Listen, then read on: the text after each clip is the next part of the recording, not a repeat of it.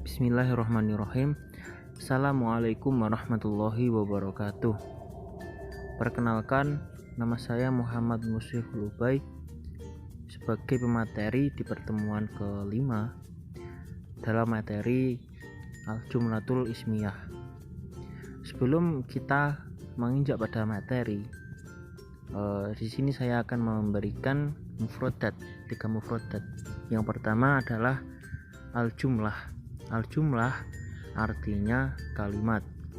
Lalu yang kedua al-kalimah. Al-kalimah berarti kata. Yang ketiga adalah al-harfu, yang artinya huruf. Lalu selanjutnya yakni pengertian jumlah ismiyah. Al-jumlatul ismiyah adalah kalimat yang diawali oleh isim, bukan fiil. Isim berarti kata benda, fiil berarti kata kerja. Berarti al-jumlatul ismiyah adalah kalimat yang diawali oleh kata benda, bukan kata kerja. Lalu al-jumlah al-ismiyah terdiri dari subjek dan predikat. Pada jumlah ismiyah, subjek disebut mubtada, sedangkan predikat disebut khobar. Mubtada di jumlah ismiyah biasanya marfu.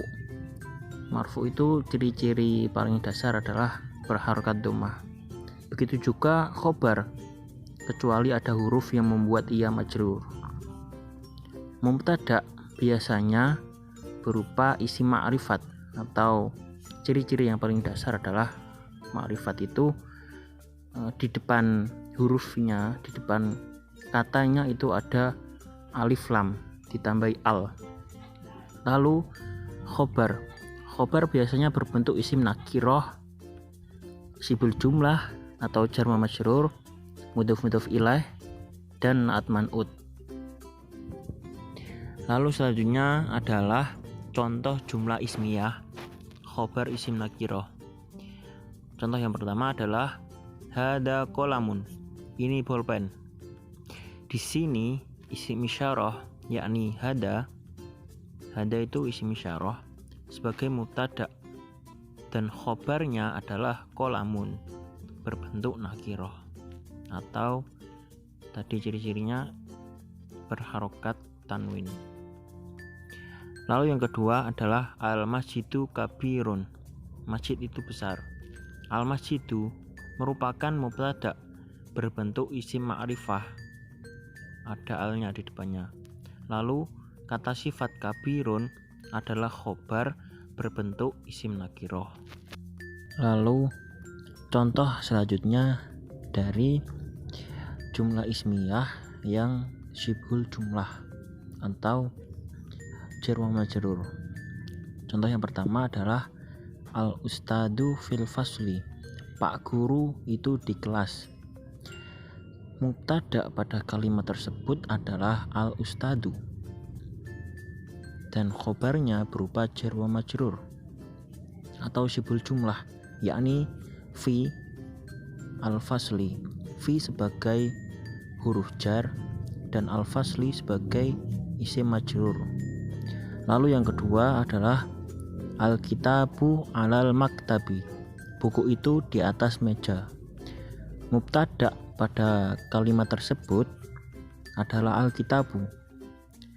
Lalu khobarnya adalah syibhul jumlah, yakni alal maktabi, ala sebagai huruf jar dan al-maktabi sebagai isim majrur. Lalu selanjutnya adalah contoh dari jumlah ismiyah mudhof ilaih. Contoh yang pertama adalah Muhammadun Rasulullahi, artinya Muhammad adalah Rasulullah. Muhammad di sini menjadi mubtada dan Rasulullah menjadi khobar yang berupa susunan idhofah, yakni Rasulu sebagai mudhofnya dan Allahi sebagai mudhof ilaihnya. Lalu contoh yang kedua adalah qalamul ustadi jadidun, pena milik ustadz itu baru. Qalamul ustadi di sini bukan sebagai khobar tapi sebagai mubtada. Berarti mubtada di kalimat ini berupa susunan idhofah, yakni kolamu sebagai mudhofnya, al ustadi sebagai mudhof ilaihnya, lalu khobarnya adalah jadidun.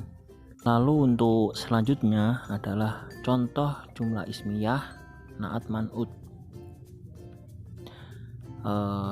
Na'at man'ut itu artinya sifat dan mensifati. Na'at sifat, man'ut adalah yang disifati. Contoh yang pertama adalah Semarang madinatun kabirotun. Semarang adalah kota yang besar. Semarang di sini sebagai mubtada berupa isim ma'rifat, yakni nama tempat, dan khobarnya adalah madinatun kabirotun, yakni madinatun di sini sebagai man'ut atau yang disifati, dan kabirotun adalah sifat atau na'at atau yang mensifati. Dan perlu diketahui bahwa mubtada dan khobar harus sama jenisnya. Jika mubtada mudzakkar, maka khobar harus ikut mudzakkar.